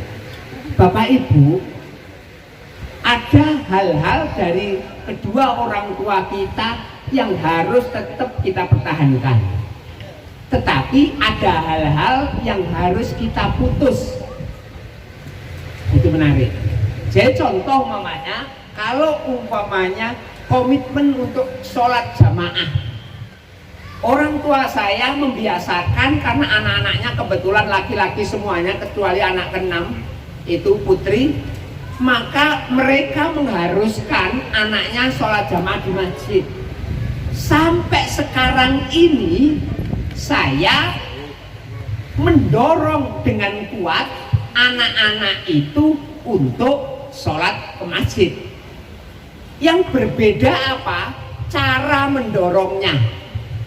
Kalau dulu saya bangun sambil bapak saya bawa apa itu? Begitu.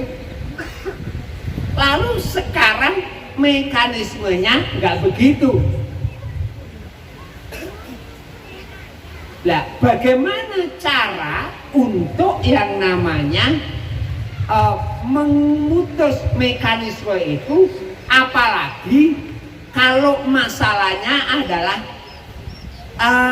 subconscious, pikiran bawah sadar, atau Ibu Dalali ngomongkan inner sense gitu ya Bunda ya, feeling yang di dalam pikiran bawah sadar kita. Kalau saya satu, istilahnya kan gini, garbage in, garbage out. Jika yang masuk ke otak kita sampah, yang keluar sampah. Tapi kalau yang masuk hal positif, maka yang keluar secara pikiran bawah sadar positif. Lalu bagaimana cara memutusnya? Cara memutusnya adalah yaitu belajar banyak tentang pengasuhan anak yang sesuai dengan era sekarang ini, sehingga yang masuk dalam pikiran bawah sadar itu selalu hal-hal yang baik, yang up to date dengan pengasuhan anak-anak zaman sekarang. Seperti itu. Lalu bagaimana Ustadz Jinan membangunkan anaknya? Kalau dulu bapak saya cukup satu kali bangunkan, wis toh, bangunkan mesti ini. Kalau saya 3 kali pun, waktu azan tak bangunkan sampai duduk. Habis duduk, dia ngambil bantalnya sambil duduk tidur toh. Lah waktu itulah saya sholat qobliyah. Jadi mohon maaf, untuk memastikan anak sholat apa itu sholat subuh ke masjid, saya qobliyah jarang dan nyaris nggak pernah di masjid. Qobliyah saya di rumah. Setelah qobliyah, saya bangunkan anak saya untuk apa? Kalau tadi duduk, lalu dia diranjang. Saya tunggu nih Bun sampai dia berangkat ke kamar mandi. Dan itu semuanya nggak ada teriakan. Saya ajak, Le, makasih ya untuk bangun. Le, sebentar lagi sudah ini. Oke, Le, makasih ya. Kalau sudah sampai pada kamar mandi, baru saya lepaskan. Oke, itu pun tidak 100% anak ke kamar mandi itu ke masjid. Kadang-kadang mampir di sofa, geluntung lagi, saya datang ke masjid, dari masjid pakai sarung di ini, tidur di sofa. Kalau dulu saya dipukul sama bapak saya, kalau sekarang ya sudah, saya kasih sanksi yang lain. Biasanya waktu main gamenya saya kurangi Bun. Oke, jadinya polanya begitu Bun. Bagaimana membangun inner sense yang baru, ya kita masuki pikiran-pikiran kita dengan ilmu-ilmu yang baru. Buka YouTube-nya Eli Resman, buka YouTube-nya banyak yang pengasuhan-pengasuhan, dan saya juga banyak, pokoknya ketik aja Miftahul Jinan banyak mau di masjid, mau di apa dan lain sebagainya. Yang penting untuk memutus tali rantai hal-hal yang negatif, pola pengasuhan dulu, kita sendiri harus memasukkan pola-pola pengasuhan yang baru. Itu cara yang paling mudah untuk kita lakukan. Gitu Bunda Wiwi, terima kasih atas pertanyaannya. Alhamdulillah, mudah-mudahan jadi tambahan inspirasi. Wah, kelihatannya ada satu lagi nih dari bapak-bapak Ustadz yang ingin bertanya, walaupun terlarang layar dari sini, tapi beliau tetap semangat. Monggo boleh dibantu mic-nya Ustadz. Untuk Bapak Ibu yang sudah memberikan masukan dalam lembar tadi, insya Allah sebentar lagi akan dipilih dan kami sampaikan. Silakan Pak, nama dan apa yang ingin sampaikan pada Ustadz Jinan, monggo. Terima kasih Ustadz kesempatan yang diberikan. Baru kali ini berkesempatan untuk bertatap muka langsung dengan yang sering saya dengar. Biasanya saya mendengarkan acara penjenengan di Suara Muslim, Suara Muslim Surabaya. kalau pas lagi di jalan begitu, dan alhamdulillah sekarang berkesempatan untuk bertemu. Terima kasih. Tutup poin mohon Ustadz. Jadi saya sangat sepakat dengan tema-tema yang disampaikan Ustadz. Satu hal yang upaya kami untuk mendidik anak-anak kami itu memang puasa HP. Cuman tidak menutup kemungkinan anak kami itu juga bergaul dengan teman sebayanya, dan ternyata orang tua dari teman sebaya itu tidak senyawa dengan pola kita. Ketika pulang ke rumah, anak itu geger dengan HP. Saya sudah bisa menduga bahwa dia di luar ketemu teman yang sedang asik. Nah, kira-kira menghadapi hal seperti ini solusinya bagaimana Ustaz? Matur nuwun. Maaf, nama saya Muhammad Yusuf Johari. Saya salah satu wali santri dari anak yang sekolah di SD Al Ustaz. Terima kasih. Assalamualaikum warahmatullahi wabarakatuh. Mohon maaf. Yang punya mobil AG 1215 SW mohon diundurkan karena ada yang mau pergi gitu. Terima kasih. Silakan Pak. Iya, terima kasih Bapak Ayahanda Bapak Muhammad Yusuf Jauhari. Ini sebuah pertanyaan yang bagus sekali ya, yang bagus sekali. Bapak Ibu, memang perlu perjuangan menghadapi anak, apalagi konteksnya lingkungan kita yang nggak mendukung, anak Mary mulai geger begitu. Kalau bapak tetap bisa mengontrol diri bapak atau istri, walaupun anak ini geger, tapi bapak tetap yakin bahwa prinsip bapak tidak, maka sebenarnya anak tidak melanjutkan pada geger-geger yang selanjutnya. Tapi kalau anak ini datang geger, itu kan sedang melakukan tekanan loh. Lalu awalnya bapak tidak membolehkan, gara-gara ada tekanan dari anak membolehkan, maka bersiaplah pola gegernya anak itu menjadi pola yang diteruskan nanti ketika dia itu geger-geger selanjutnya. Seperti anak itu minta sesuatu Pak, handphone, atau minta dibelikan es krim, padahal sedang radang, gitu? Sedang radang minta dibelikan es krim. Awalnya kita ngomong, mohon maaf ya nak, mohon maaf, es krimnya kalau kamu sudah sembuh, kamu sedang radang ini. Lalu omongan itu sudah keluar dari kita, anak melakukan tekanan, mau nangis, ginjal-ginjal datang kepada kakeknya. Gitu dong.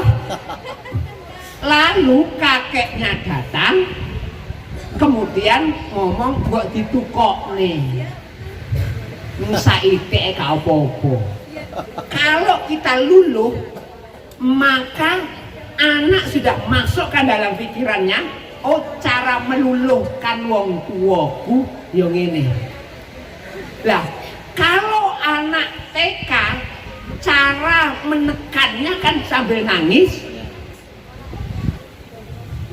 kusel-kusel. Nah, kalau anak SD beda lagi. Karena saya tahu pernah suatu ketika ada seorang ibu, Ustaz, anak saya malam ini ngancem besok ujian, pokoknya besok gak mau masuk ujian kalau gak dibelikan handphone. Apa yang harus saya lakukan, Ustaz? Saya bilang segera belikan handphone. Loh kok begitu? Ya karena anak ibu sudah terbiasa itu. Dan kalau anak SMP nekannya beda. Aku gak gelem sekolah lek gak ditukokne sepeda motor anyar. Pernah gak denger ini? Kadang-kadang orang tua SMP itu gak menyadari pola itu dibangun semenjak TK. Kalau TK polanya kosel-kosel lalu kita kalah, lalu anak SD menekan sedikit, SMP, SMA kita mau tidak mau. Jadinya Bapak Ibu, anak saya nggak pernah dia ngomong apalagi ngancem. Mesti pertanyaannya, Abi punya duit? Mesti pertanyaan begitu. Dia nggak Bi, aku belikan laptop, pokoknya tukone laptop. Nggak akan pernah ngomong begitu. Kenapa? Karena dulu pada waktu kecil saya biasakan tidak ya tidak. Mau nangis golong komeng, mau bawa Pak Presiden di depan saya, mau bawa kakeknya, podo keputusannya. Dan itu sampai besar, itu sudah masuk pola bahwa dia tidak akan pernah menekan. Karena tekanan apapun dari kecil tetap sama keputusannya. Udah ada bayangan Pak Yusuf? Jadi saya mohon pola itu dibuat yang positif dari kecil. Kalau ngomong tidak ya tidak, kalau ngomong ya ya iya, begitu. Dan ya, Abi punya duit. Karena anak ini bertanya itu punya geopo Mas, laptop rusak, ini banyak tugas kuliah, gimana Bi? Ya, tanya lagi, berapa harga laptop yang sesuai dengan spekmu? Ya sekitar 6,5 juta sampai 7 juta. Oke, Abi punya 3 juta. Kira-kira gimana? Aku nggak punya loh. Terus gimana supaya punya? Boleh nggak aku pinjem 3 juta dari Abi, nanti yang 1 juta duitku sendiri? Boleh? Ya sudah, saya kasih uang pengiriman bulanannya saya kurangi. Enak. Jadinya enggak, oke, tak tukok nih, mumpung Abi banyak duit ini. Enggak begitu. Supaya apa? Supaya anak tahu ini budaya kerja keras tidak instan. Gitu Pak Yusuf, tolong dicoba Pak. Memang digerusu oleh anak nangis itu kadang-kadang perlu kesabaran, terutama mak-maknya ini. Kalau nggak kuat runtuh itu imannya mak-mak itu gara-gara sayang sama anak. Gitu ya. Terima kasih. Alhamdulillah, mudah-mudahan bermanfaat ya Pak Yusuf, dan untuk kita semuanya tentunya untuk tips yang sama dari Ustaz Jinan. Alhamdulillah. Ada pertanyaan selanjutnya kelihatannya yang di sebelah sini. Oh ini makanya Ibu yang kerudung hijau, mohon ditahan dulu Ibu, disimpan dulu pertanyaannya. Alhamdulillah ini sudah ada beberapa masukan kepada kami. Ada 3 yang mohon Ustaz Jinan berkenan menyebutkan nama atau alamatnya. Ada 3 buku dari Ustaz Jinan sebagai ucapan terima kasih atas masukannya. Yang pertama buku Ustaz Jinan yang berjudul Alhamdulillah Anakku Nakal. Ya ini kok aneh bukunya. Nah, nanti yang dapat ini Alhamdulillah. Yang kedua ada Awas Anak Kecanduan Games. Dan yang ketiga Tuntas Kemandirian Anak. Yang pertama Ustaz, boleh di... Oke, langsung di bawah sekalian. Oke. Yang pertama buku apa ini?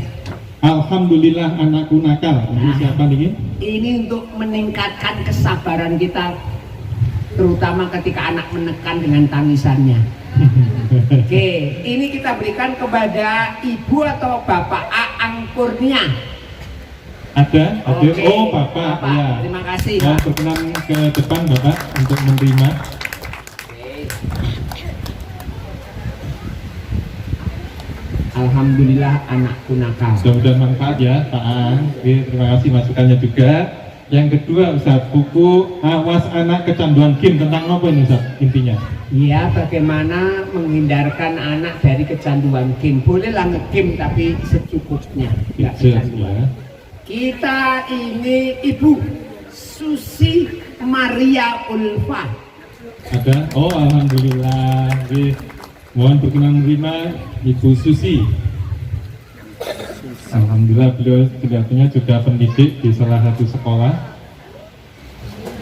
Oh, di situ aja Bu kalau agak rumit ya.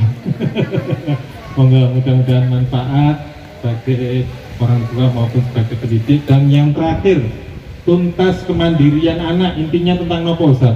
Untuk usia berapa aja ini? Tuntas Ini kemandirian. untuk anak-anak yang usia TK SD, SD kelas 1, kelas 2, TK dan playgroup.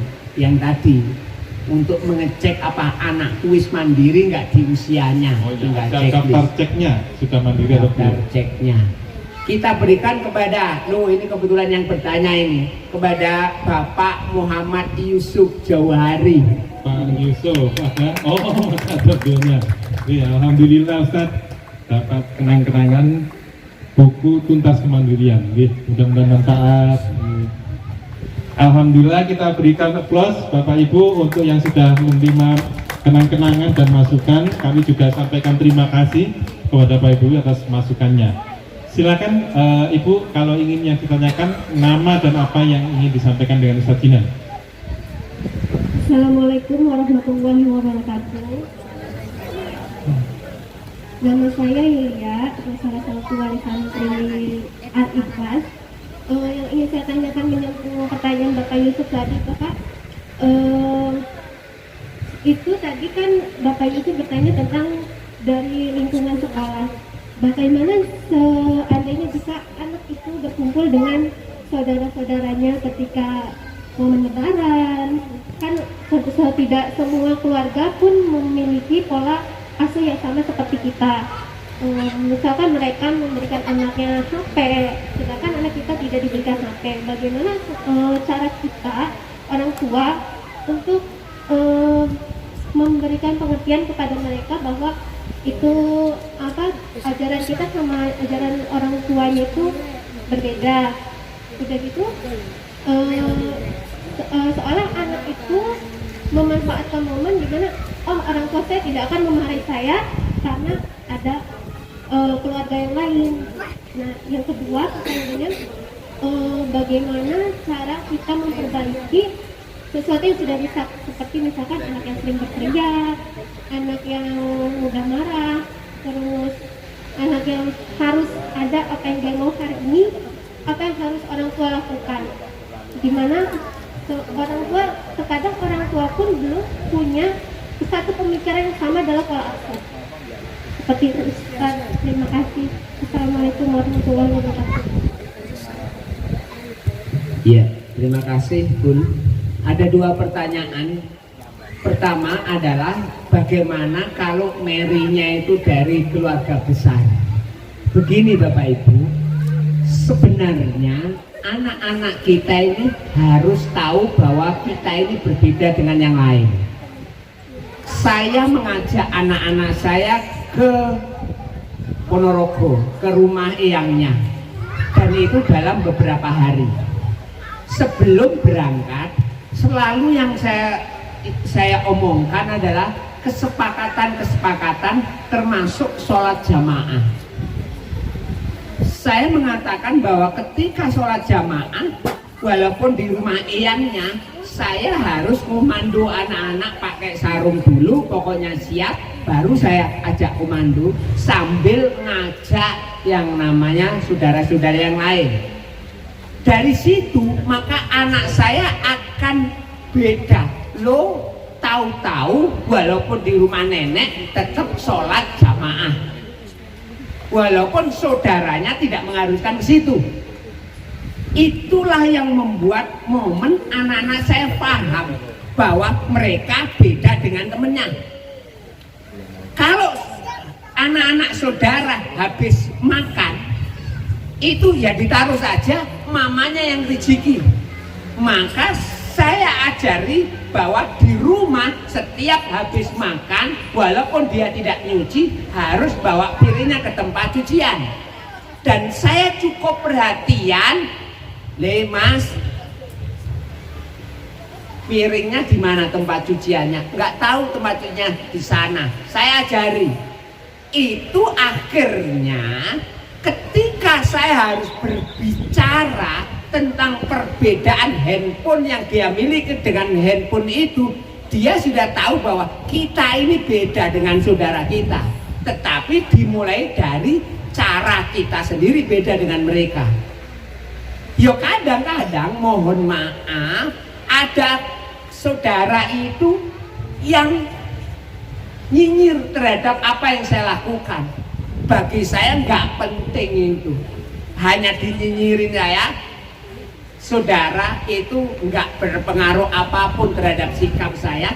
Pokoknya di rumah neneknya hal-hal yang prinsip sama. Bangun tidur kan biasanya kami keluarga besar ditaruh di satu kamar toh. Maka bangun tidur ya dirapikan. Mau di sana itu habis subuh tidur lagi di saudara itu gak penting. Yang penting di kamar ini, keluarga ini harus habis subuh gak ada yang tidur lagi, merapikan seperti di rumah. Kalau mereka sudah terbiasa dengan perbedaan-perbedaan itu, mereka juga akan mudah menangkap perbedaan tentang kepemilikan handphone. Mulailah perbedaan-perbedaan yang itu. Jangan dimulai dari perbedaan-perbedaan yang handphone itu. Clear ya Bun ya? Karena kalau perbedaan merapikan, piring, sholat jamaah di rumah saudara kita bedakan, mereka juga akan memang keluarga kita beda dengan itu. Mereka boleh memakai handphone, anak-anak kita belum boleh. Mereka akan merasa berkuat pada titik poin itu. Bisa ada bayangan Bun? Dan itu adalah komitmen kita. Toh gara-gara itu anak-anak saudara juga ikut. Toh gara-gara itu neneknya juga akhirnya enak. Lek anak-anakmu mulai nang omah iki, nenek nggak tambah apa itu? Kerjaan bantu. Akhirnya neneknya ngomong kepada anaknya, ikut gitu loh. Ini kenapa? Karena ini adalah kebiasaan di rumah. Clear Bun? Nah, sekarang bagaimana kalau sudah terlanjur? Setiap kali anak minta selalu pakai tekanan, pakai emosi, sakdet saknyet. Saya biasanya memilih wilayah-wilayah di mana ketika anak minta saya tangguhkan, itu dampaknya nggak begitu besar. Contoh umpamanya, anak saya minta dibelikan yaitu sepatu futsal. Oke, sepatu futsal. Ketika yang namanya saya 3 bulan lagi, maka dampaknya dia nggak mau futsal. Clear ya? Dan dampak nggak mau futsal itu nggak dampak besar. Saya berani untuk kekekan di situ 3 bulan lagi. Tapi ketika anak minta dibelikan yang namanya sepatu untuk sekolah, karena apa itu sudah cukup kekecilan. Oke, kalau saya nggak ini kan dampaknya saya nggak mau sekolah, betul toh? Nah pada titik itu saya akan kasih di situ. Nah kita harus mengukur dampaknya. Dampak dari penolakan kita itu kira-kira cukup bisa kita atasi, kita manage atau tidak. Kalau dampaknya tidak bisa kita manage, ya kita terpaksa memberi. Tapi pada titik-titik sesuatu, berikan kesempatan dia untuk merasakan penolakan. Dan merasakan penolakan itu pendidikan yang baik sekali untuk anak-anak kita. Karena anak-anak yang selalu dituruti dan jarang ditolak, biasanya kontrol emosinya lemah. Beri kesempatan anak-anak kita menghadapi ditolak keinginannya, biar dia ngeroeng, biar dia mendiamkan kita beberapa hari, dan disitulah anak bisa mengelola emosinya di saat kita didik. Nanti ketika dewasa, dia kadang-kadang proposalnya ditolak orang, dia siap mengelola emosinya dan tetap membaiki orang itu. Tapi kalau tidak biasa ditolak, proposalnya diajukan, ditolak, maka dia lebih emosi terhadap yang menolak. Bukan dia melihat, oh memang proposal saya tidak layak untuk diterima. Clear Bun ya, dalam konteks ini. Nggak apa-apa dilatih sedikit-sedikit, tapi harus terus. Oke, situ. Terima kasih. Oke, terima kasih. Mudah-mudahan beberapa pertanyaan dan jawaban tips dari Ustaz Jinan menyempurnakan ya Bu, apa-apa yang kita alami bersama anak-anak di rumah. Nah, Bapak Ibu yang dirahmati Allah Subhanahu wa Ta'ala, saat ini saya tanya, kalau kita mau pergi ke sebuah tempat yang kita belum pernah atau belum tahu tempatnya, apa Bu yang paling praktis untuk kita lakukan Bu, biar nggak sampai nyasar? Bertanya, apalagi di era digital seperti ini. Kenapa Bu? Oh, nyari Google. Pasnya apa? Map ya. Oke, ya pasti mencari map untuk memandu perjalanan biar nggak nyasar. Saya pun dengan Ustadz Jinan tadi menuju ke sini meskipun jalan raya, alhamdulillah nyampe pas persis di depannya karena dikirimkan Sherlock dari Ustadz Prasetyo. Nah, Bapak Ibu, untuk menuju sebuah tempat yang jaraknya hanya 1 jam, 5 jam saja, biar tidak tersesat, biar tidak salah kita menuju tujuan, kita saja butuh panduan perjalanan menuju alamat yang kita tuju. Apalagi Bapak Ibu dalam mendidik anak-anak yang tidak 1 jam, 5 jam, tidak 1 tahun, 2 tahun, TK selesai nyambung SD, SD nyambung SMP, SMA, dan seterusnya, panjang perjalanan mendidik anak kita. Pasti tentu butuh panduan perjalanan mendidik anak-anak, dan jangan sampai panduannya salah. Kalau sudah salah, ia produksi botol bisa diinginkan. Kalau produksi anak mendidiknya salah, susah. Oleh karena itu kami menyiapkan buku-buku panduan mendampingi anak setiap jenjang TK, SD, SMP, remaja, dengan harapan nanti saatnya tidak salah kita mendidik sesuai dengan jenjang fase usianya masing-masing. Ada tuntas motorik anak untuk anak TK yang dipastikan pergerakannya sempurna, ada tuntas toilet training yang belum selesai toilet trainingnya berpengaruh pada kematangannya, ada tuntas kemandirian, ada juga bukan sekedar ayah, ini khusus parenting untuk ayah. Mudah-mudahan misalkan suaminya nggak hadir bisa jadi oleh-oleh, Pak, ini parenting khusus saya karena ditulis oleh ayah 5 anak juga. Dan beberapa buku panduan Ustadz Miftahul Jinan dalam satu paket begini yang isinya ada 8 judul. Tadi beberapa Bapak Ibu sudah mendapatkan kenang-kenangan oleh Ustadz Miftahul Jinan. Nah, mudah-mudahan Bapak Ibu yang tadi mungkin belum sempat dapat kenang-kenangan, boleh juga nanti didalami di buku karya Gria Parenting Indonesia yang ada di meja keluar nanti. Boleh dimiliki per judul atau boleh juga sebagai panduan di rumah atau di sekolah, di koleksi perpustakaan, satu paket buku Gria Parenting Indonesia karya Ustadz Miftahul Jinan yang berisi 8 begini.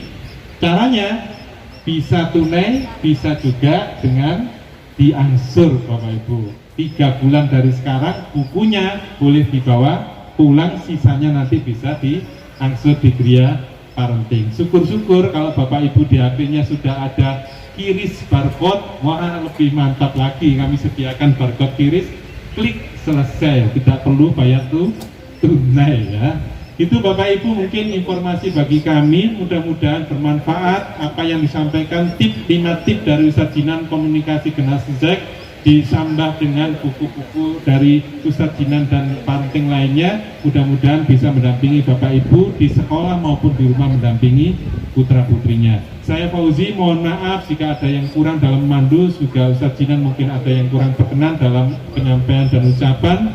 Kami Geria Parenting Indonesia menyampaikan terima kasih silaturahmi ini, dan Bapak Ibu jika butuh informasi lainnya terkait dengan parenting maupun guru, disampaikan saja di nomor kami yang ada di bagian brosur belakang sendiri, Fauzi. Itu mungkin Bapak Ibu, dan kita akhiri. Assalamualaikum warahmatullahi wabarakatuh. Dan saya kembalikan kepada pembawa acara untuk diakhiri dengan doa bersama.